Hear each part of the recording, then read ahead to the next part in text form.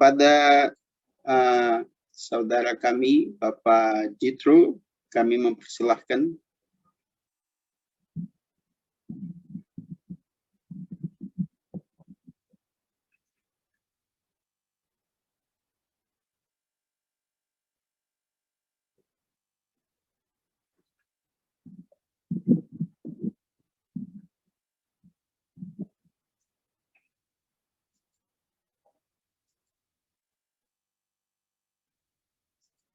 Sepertinya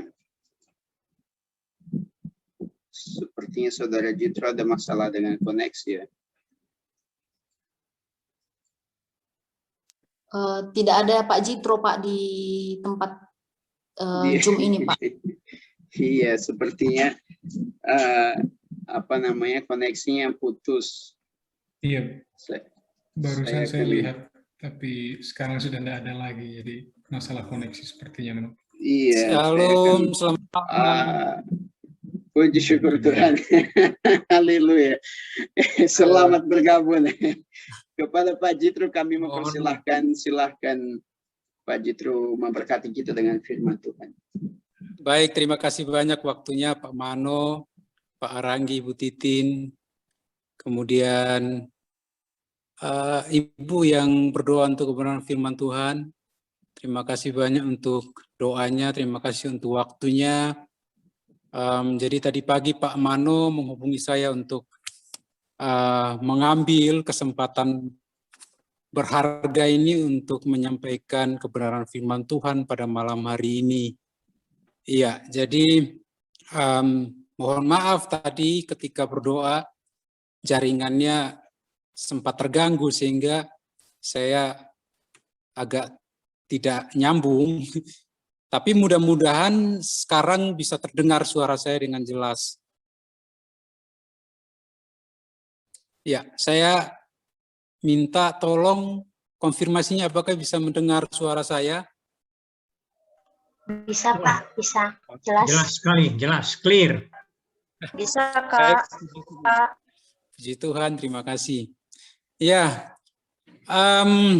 kita bersyukur ya karena Tuhan ingin agar kita mengenalnya. Tuhan itu ingin kita mengenalnya, oleh sebab itu Dia memberikan penyataan-penyataannya kepada kita. Kita kenal dengan dua penyataan. Nah, salah satunya adalah penyataan khusus. Nah, penyataan khusus itu Tuhan memperkenalkan dirinya melalui kitab suci. Melalui kitab suci yang kita pegang di tangan kita masing-masing. Ya. Nah, ini patut kita syukurnya buku kehidupan, yaitu kitab suci. Oleh sebab itu kalau kita menghadapi hal-hal yang menimbulkan pertanyaan-pertanyaan, kebingungan, dan hal-hal lain sebagainya, sebaiknya kita mencari tahu di dalam kitab suci. Tidak seperti orang-orang yang mencari wangsit di gunung, di batu besar, di pohon besar, dan sebagainya. Tetapi kita mau mencarinya di dalam kitab suci. Bersyukur untuk Abah 90 yang sudah menolong, mengarahkan kita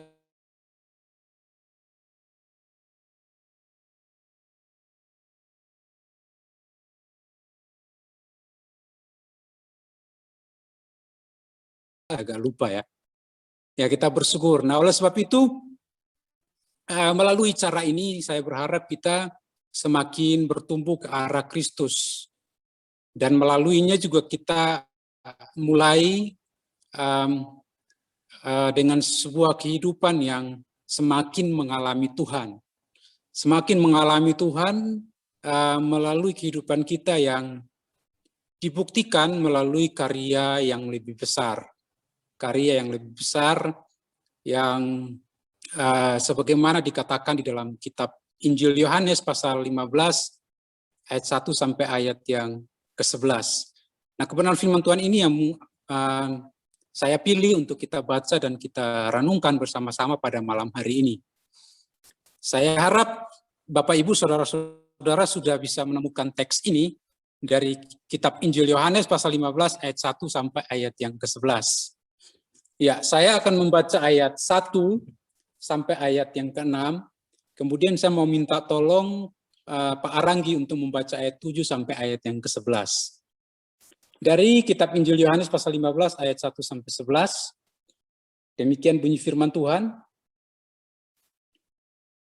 Judul yang diberikan oleh TSI adalah Yesuslah pohon anggur. Ayat 1 demikian bunyi firman Tuhan.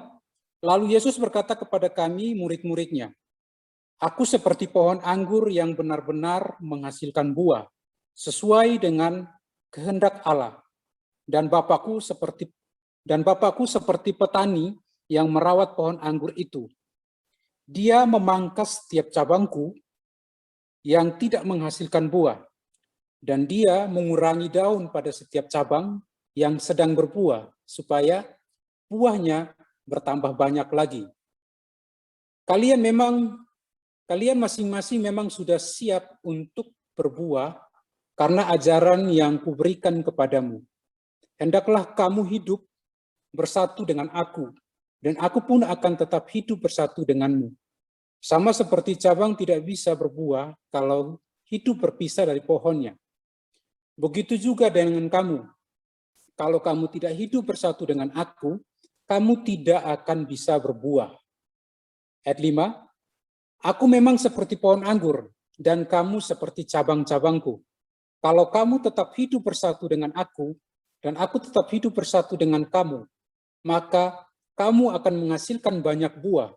Tetapi kalau kamu terpisah dariku, kamu tidak akan bisa berbuat apa-apa.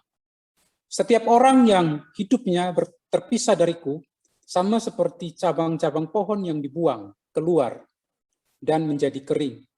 Cabang-cabang itu akan dikumpulkan, lalu dilemparkan dan dibakar ke dalam api.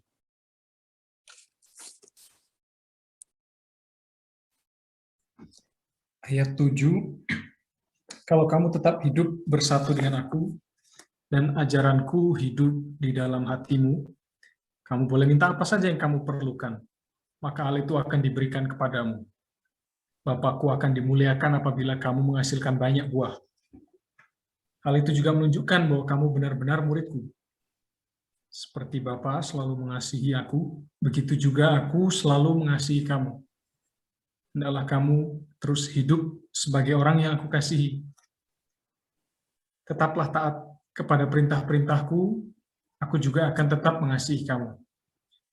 Begitu juga Bapakku tetap mengasihi aku, karena aku selalu taat kepada perintahnya. Aku sudah memberitahukan semua ini kepadamu, supaya kamu ikut merasakan sukacitaku, dan supaya tidak ada sesuatu pun yang kurang dari sukacitamu. Amin. Amin untuk kebenaran firman Tuhan. Berbahagialah setiap kita yang kesukaannya ialah Taurat Tuhan, yaitu membacanya, tidak saja membaca tetapi merenungkan dan melakukannya.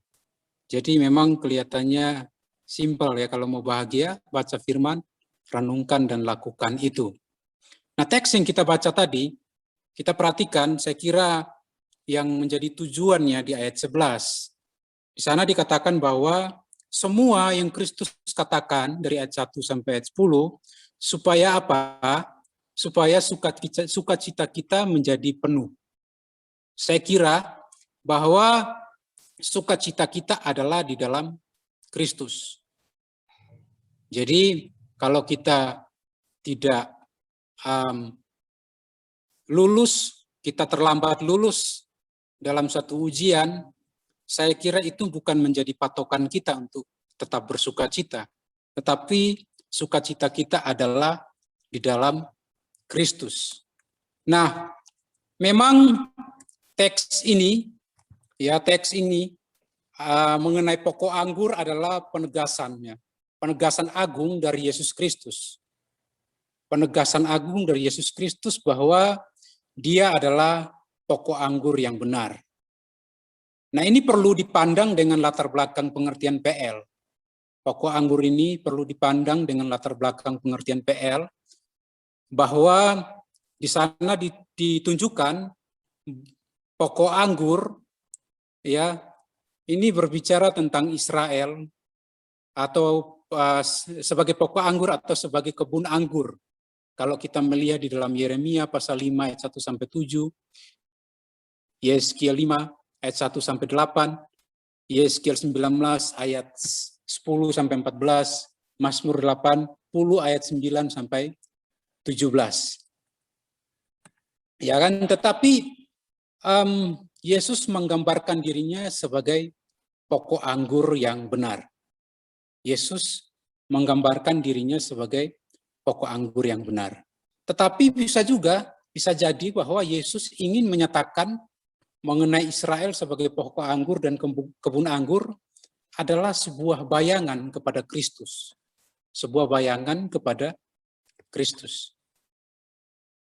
Kemudian kita perhatikan di ayat 1, di sana dijelaskan bahwa Bapakku sebagai pengusaha. Ini merujuk kepada pemilik pengurus pohon anggur.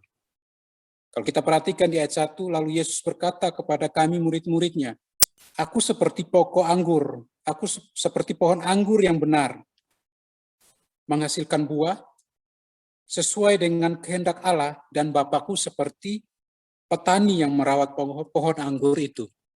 Jadi, Bapa yang ditujukan oleh Yesus Kristus sebagai pengusaha, ini merujuk kepada pemilik atau pengurus pohon anggurnya.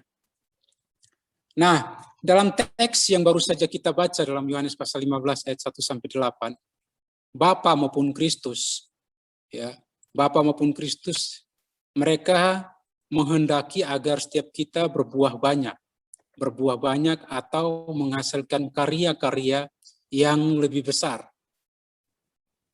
Atau melalui hidup kita dapat melakukan karya-karya yang lebih besar. Nah, karya adalah pekerjaan atau hasil perbuatan melalui sebuah ciptaan dan buatan dari kita masing-masing. Nah, kalau begitu Bapak Ibu, bagaimana caranya agar setiap murid Yesus dapat melakukan karya-karya yang lebih besar? Bagaimana caranya agar setiap murid Yesus atau kita semua dapat melakukan karya-karya yang lebih besar? Mari kita melihat itu dari teks ini. Yang pertama adalah tetap di dalam doa dan firman-Nya. Bagaimana caranya agar setiap kita sebagai murid Yesus menghasilkan karya-karya yang lebih besar? Yang pertama adalah tetap di dalam doa dan firman-Nya. Kita perhatikan ayat 4 dari teks tadi yang kita baca. Hendaklah kamu hidup bersatu dengan aku, dan aku pun akan tetap hidup bersatu denganmu. Sama seperti cabang tidak bisa berbuah kalau hidup terpisah dari pohonnya. Begitu juga dengan kamu. Kalau kamu tidak hidup bersatu dengan aku, kamu tidak akan bisa berbuah, dan seterusnya. Sampai ke ayat 7, kalau kamu tetap hidup bersatu dengan aku, dan ajaranku hidup di dalam hatimu, kamu boleh minta apa saja yang kamu perlukan, maka hal itu akan diberikan kepadamu. Ya, sampai di sini apakah suara saya masih jelas? Sangat jelas, Pak. Saya nggak mau nanti saya ngoceh sendiri, ternyata tidak jelas di sana. Pak, jelas. Ya, baik, makasih.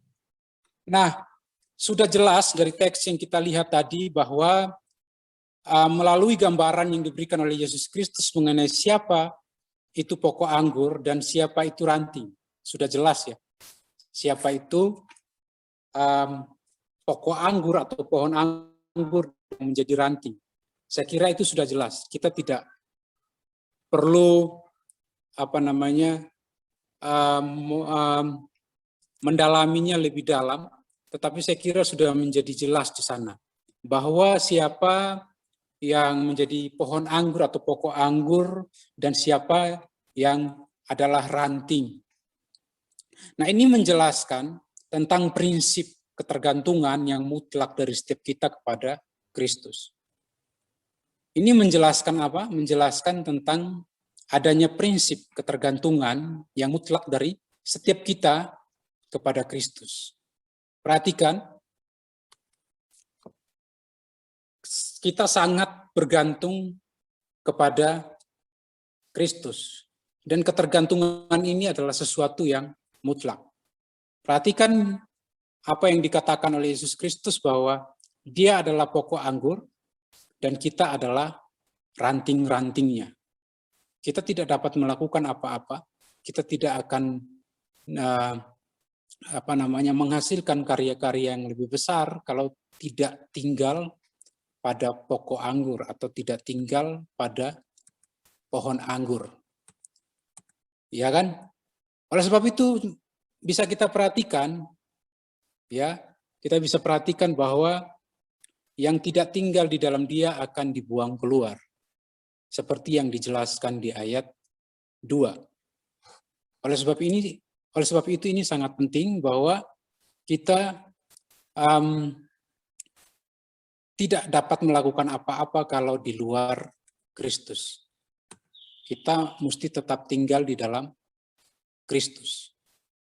Nah, tinggalnya seseorang di dalam Kristus, ya, tinggalnya seseorang dalam Kristus menjamin bahwa doanya akan dikabulkan. Karena yang tinggal di dalam Dia akan berkeinginan melakukan kehendak Bapa. Jadi kita kalau tinggal dalam Kristus, doa kita menjadi sebuah jaminan untuk dijawab oleh Kristus. Kenapa? Karena kita yang tinggal di dalam Kristus, dalam setiap keinginan-keinginan kita, itu sesuai dengan kehendak Bapa. Nah, Yesus memandang kebersihan seolah-olah sudah komplit. Ya, Yesus memandang bahwa kebersihan seolah-olah sudah komplit. Kenapa? Karena Dia berkata bahwa kamu memang sudah bersih. Sudah bersih melalui apa? Karena sudah bersih melalui tindakan pembersihan yang diajarkan oleh Yesus Kristus melalui kebenaran firman Tuhan. Nah, ajaran Yesus Kristus ini hanya akan kita dapatkan melalui kita membaca kitab suci. Ya, melalui kita membaca kitab suci yang sudah ada di dalam tangan kita. Selain melalui doa, kita juga bisa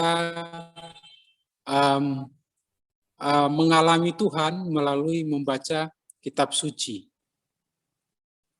Ya, jadi pokok anggur dan cabang ini saya kira menunjuk bahwa kita memang habitat kita itu di dalam Kristus. Habitat kita dalam Kristus. Berbicara mengenai habitat, kita bisa memperhatikan ikan. Kita tahu bahwa ikan itu habitatnya di air. Bagaimana kalau ikan itu diangkat dari air atau dikeluarkan dari air? Pasti hitungan menit dia akan mati. Nah, kita itu habitat kita di dalam Kristus. Oleh sebab itu kita tidak bisa lepas daripada Kristus. Kita mesti tetap di dalam Kristus, maka kita akan berbuah banyak atau melakukan karya-karya yang lebih besar. Bagaimana kita melakukannya? Itu melalui doa dan baca kitab suci. Nah, Kristus sudah membuka akses, ya. Sudah membuka akses untuk kita setiap saat bisa datang kepadanya. Kita perhatikan bagaimana Kristus ketika Dia menjelang kematiannya, ya kan? Tabir bait Allah itu sudah terbelah menjadi dua. Itu kita sudah paham semua bahwa Kristus sudah membuka akses untuk kita datang kepada Dia setiap saat. Kita sangat bersyukur untuk hal itu. Kenapa? Karena akses itu sudah dibuka. Ya kan? Kenapa saya katakan kita bersyukur? Karena orang-orang dalam perjanjian lama, mereka punya perantara juga. Tetapi perantaranya tidak sama seperti kita. Perantara mereka di perjanjian lama adalah seorang imam.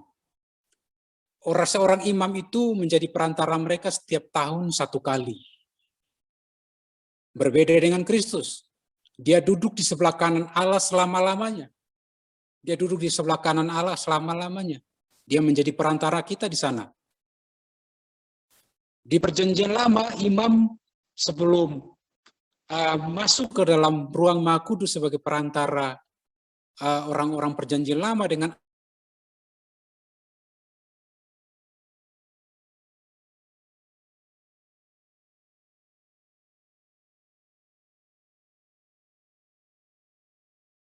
untuk dosa-dosa umat.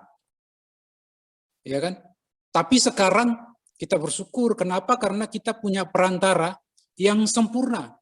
Dia tidak melakukan dosa, walaupun dia digodai. Dia duduk di sebelah kanan Allah Bapa. Nah, ini yang perlu kita syukuri. Kenapa? Karena kita punya akses. Kita punya akses setiap saat dengan Yesus Kristus.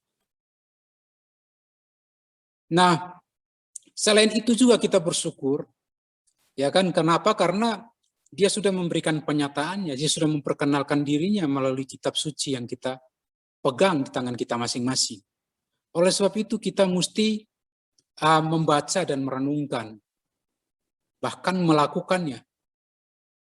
Melalui cara-cara seperti itu saya kira itu akan menolong kita untuk kita menjadi orang-orang yang dapat melakukan karya-karya yang lebih besar atau menghasilkan buah yang lebih banyak seperti yang diinginkan oleh Bapa dan Kristus terhadap setiap kita. Nah, Bapak, Ibu, dan saudara-saudari yang saya kasihi, bagaimana caranya agar setiap murid Yesus Kristus dapat melakukan karya-karya yang lebih besar? Yang pertama adalah tetap di dalam doa dan firman-Nya. Kemudian yang kedua adalah terapkan karyanya. Kita lihat di ayat 2. Dia, yaitu Bapa, memangkas setiap cabangku yang tidak menghasilkan buah. Dan dia mengurangi daun pada setiap cabang yang sedang berbuah. Supaya apa? Supaya buahnya bertambah banyak lagi.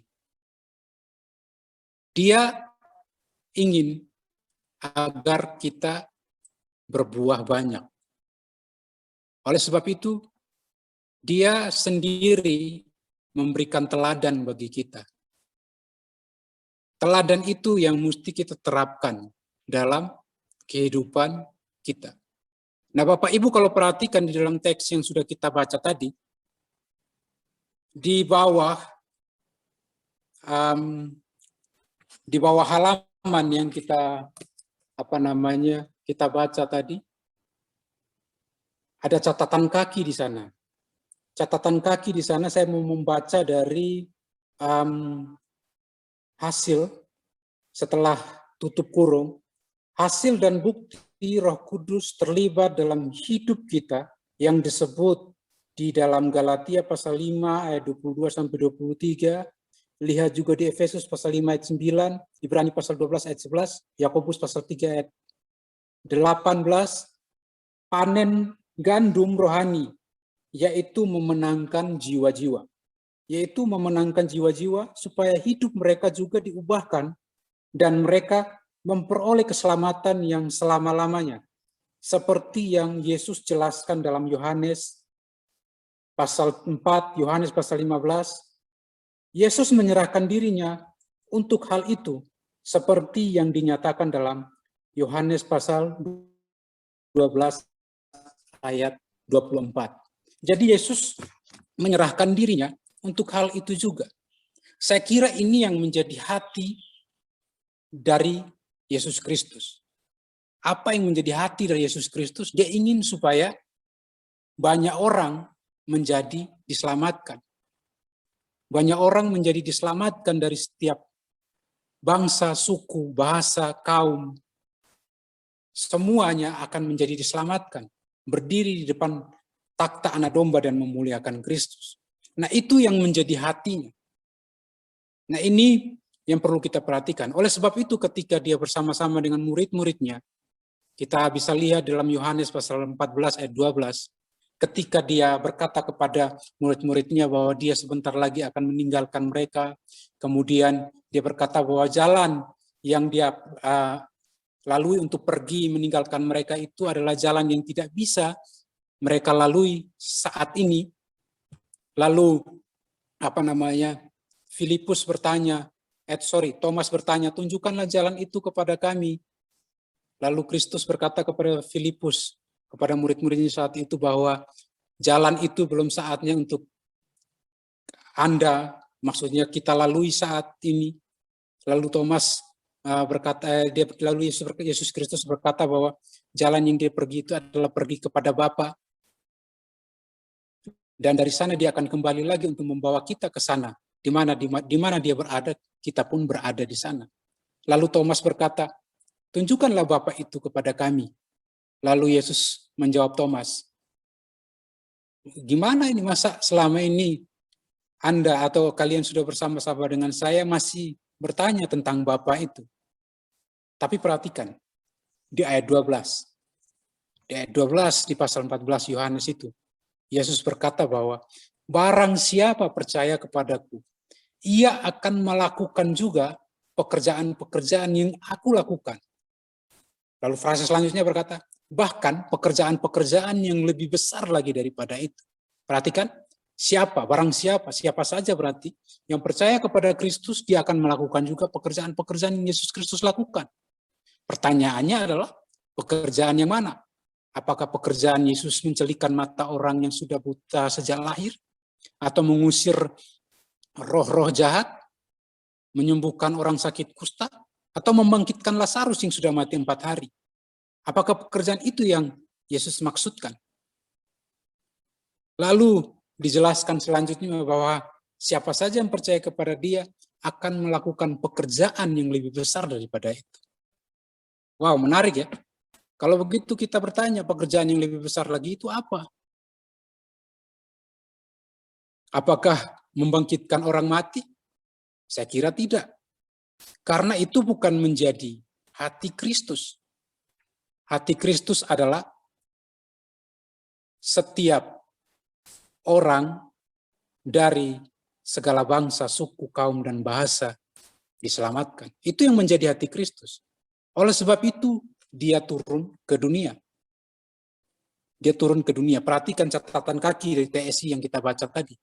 Dia menerapkannya, dia turun ke dalam dunia. Oleh sebab itu, saya kira kita mesti yakin bahwa hal yang Yesus Kristus lakukan, kita akan melakukannya. Kita akan sama seperti Yesus Kristus. Dia ingin supaya banyak orang diselamatkan. Bahkan lebih besar lagi daripada itu. Ini mengingatkan kita bahwa ketika Kristus kembali ke sorga, hanya ada 120 orang yang percaya kepada Kristus. Letak geografisnya hanya di Yerusalem, Yudea, Samaria. Sekarang saya kira hampir 2 miliar orang yang percaya. Sudah sampai ke semua daerah di seluruh dunia ini. Memang masih ada daerah-daerah yang terabaikan. Tetapi yang saya kira dimaksudkan oleh Yesus Kristus bahwa pekerjaan yang lebih besar lagi. Nah, ini yang perlu kita perhatikan, ini yang perlu kita sadari. Ini yang Yesus Kristus terapkan. Nah, kita juga mesti menerapkan hal ini dalam kehidupan kita.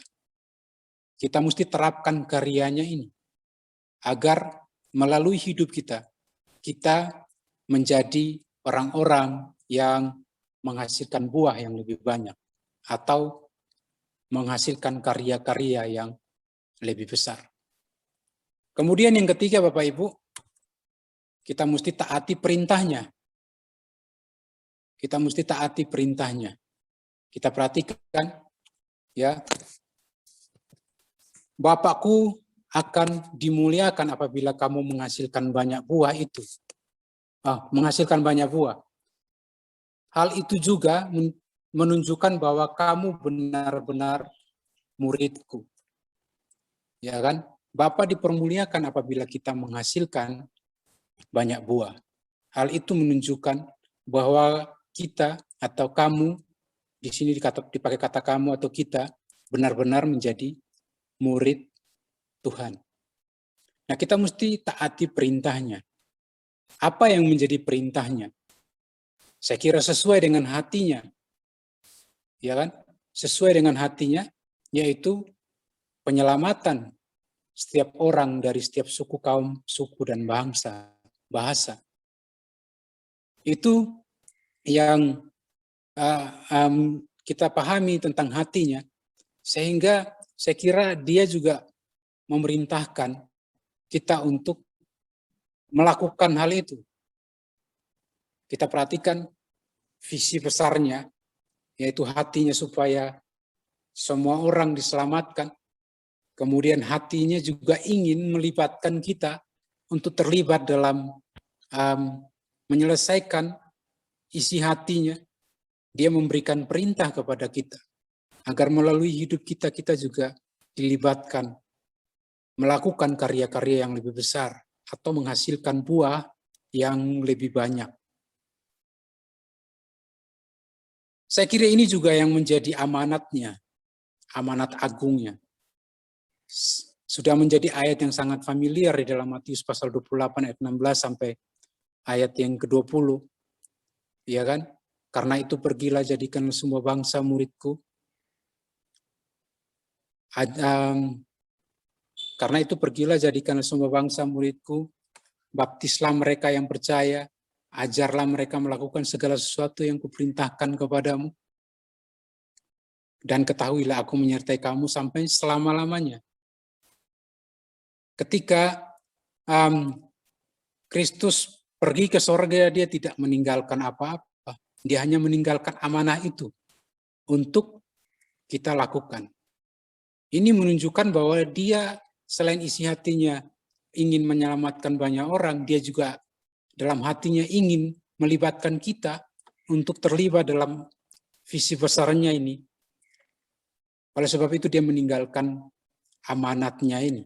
Amanatnya ini kita perhatikan dalam teks yang saya singgung tadi, bahwa dalam Matius pasal 28 ayat 16 sampai 20, di sana kita bisa melihat bahwa sepertinya ada beberapa perintah, tetapi ada 4 perintah sepertinya, tetapi saya kira ada satu perintah inti di sana, bahwa jadikanlah semua bangsa menjadi muridku. Dia tidak saja memberikan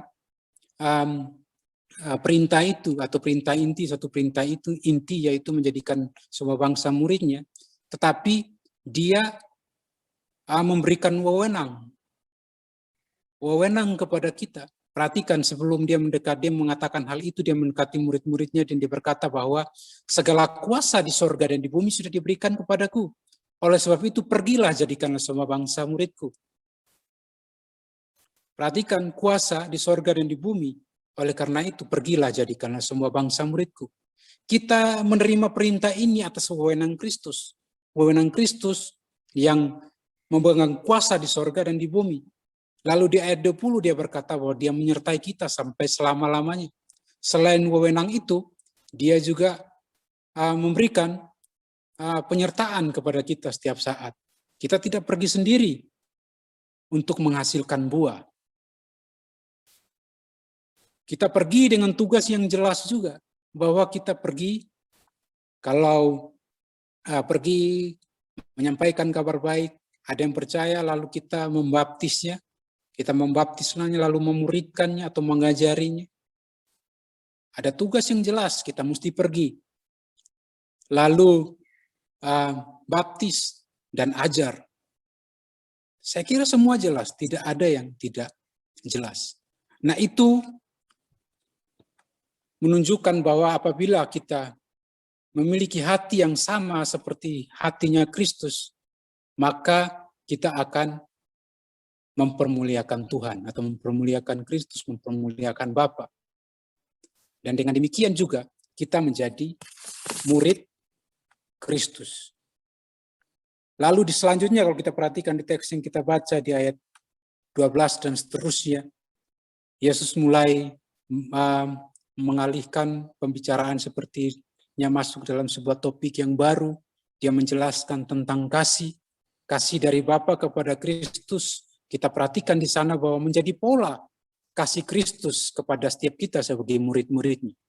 Nah, ini menunjuk bahwa para murid atau kita yang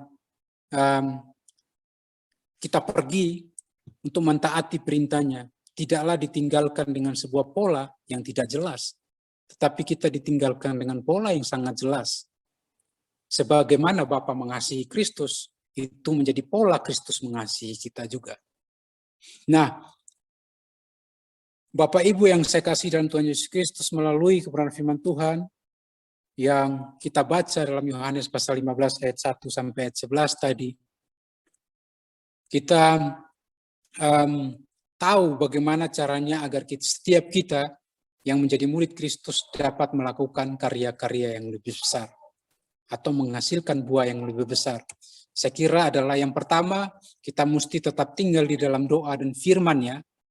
Kemudian yang kedua, kita mesti terapkan karyanya agar kita menghasilkan buah yang lebih banyak atau menghasilkan karya-karya yang lebih besar. Lalu yang ketiga, kita mesti taati perintahnya. Amin untuk kebenaran firman Tuhan, kiranya memberkati kita semua. Saya kembalikan. Haleluya. Amin. Terima kasih banyak atas kerelaan Bapak Jitro untuk membawa firman kepada kami di malam hari ini. Saya pribadi sungguh diberkati banyak hal yang Pak Jitro bicara itu, dan saya ambil Pak Jitro sedang bicara, hati saya sedang muncul firman ini yang sambung dengan pembicaraan Pak Jitro, dan saya berterima kasih karena sudah sukarela, sudah menyiapkan waktu untuk memberkati kami di perjalanan ini. Saya juga percaya bahwa saudara-saudara diberkati